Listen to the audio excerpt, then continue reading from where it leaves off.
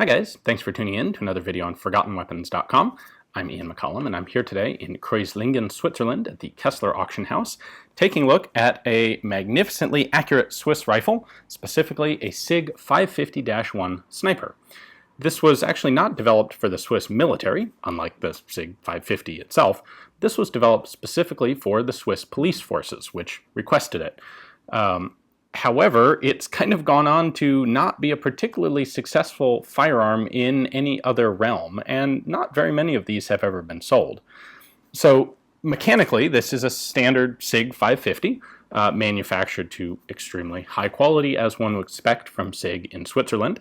It is set up with a 25.6-inch barrel, 3/4 of an inch in diameter, so a very heavy profile barrel, a much longer barrel than standard to get the most velocity out of the 5.56 cartridge, which it is chambered for. These are normally seen with 10-round or maybe 5-round magazines, but they do fit all standard SIG 550 magazines. They have mounted a special proprietary scope mount on here with a couple different options in scopes.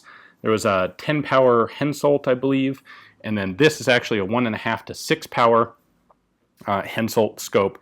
Very nice optics. This one has tritium for use at night. They fitted a special buttstock on here, which is adjustable in about 37 different ways, and a very nice trigger on it. And a very nice bipod on it. Everything about this rifle is very nice, as, again, one might predict. When these came into the United States in 1989, only a very small number of them came in before the U.S. banned the importation of assault weapons, and this qualified. The ones that came into the U.S. were priced at something like $10,000 in 1989, so they were extremely expensive rifles. And they're not really that much cheaper for any other markets. So as it turns out, the only people who have ever really bought these were the Swiss police and apparently the Jordanian Royal Guard.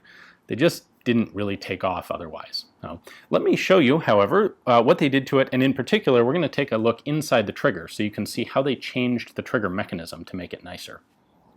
Here we have the markings on the side, SG 550-1 sniper. It says so right there on the gun. The fire control system is just semi-auto. There's no need to have selective fire in a rifle like this. On the buttstock assembly, you can adjust the length of pull with this screw wheel.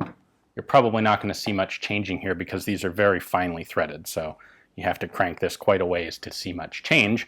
That, of course, makes it a little more precisely adjustable.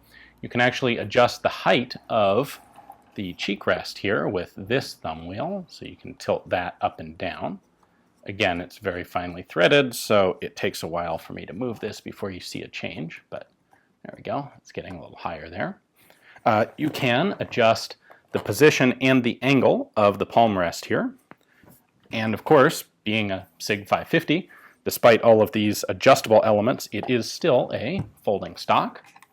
So it packages up like this to be a little more compact for transportation. So the scope mount here is, of course, numbered to the gun and has a spring-loaded mounting that holds it in place up on these proprietary mounts on the receiver. And it can then be adjusted forward or back for eye relief, or actually, interestingly, it can be adjusted side to side. So if you have a cheek weld such that you prefer to have the scope just slightly off from the center line of the barrel, you can do that as well. There is no front sight provided, and the dovetail is blocked by this little guy right there, because of course there's also no rear iron sight, and a rifle like this is kind of pointless with iron sights. So the bipod on these is a pretty slick bipod. It's heavy, but it does work very nicely.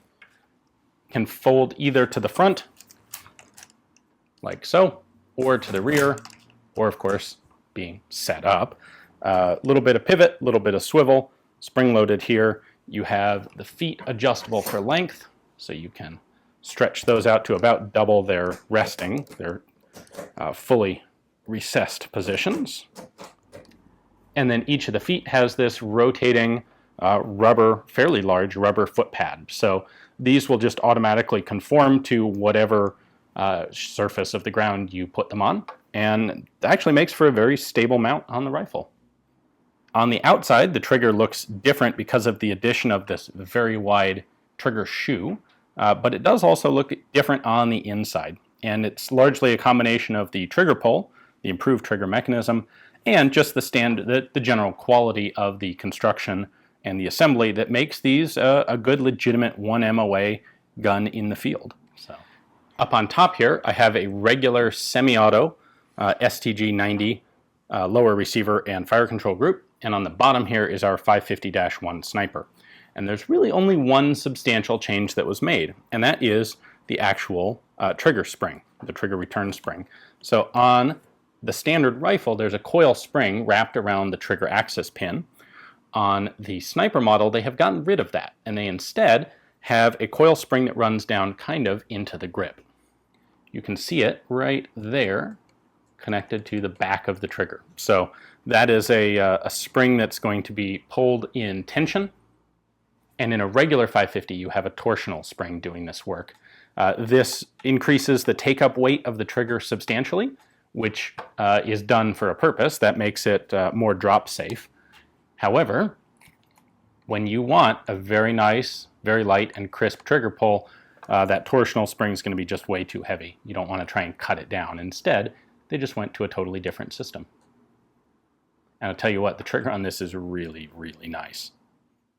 As it turns out, most of the time, when someone wants a sniper rifle, whether they are police or military, they usually want a heavier cartridge, a heavier caliber than 5.56 by 45 millimeter. So this rifle, in its price point, was competing with things like H&K's PSG-1, which offers pretty much all the same benefits, pretty much about the same weight, but firing a much heavier cartridge. And so the 550-1 sniper was never able to develop a very serious commercial market.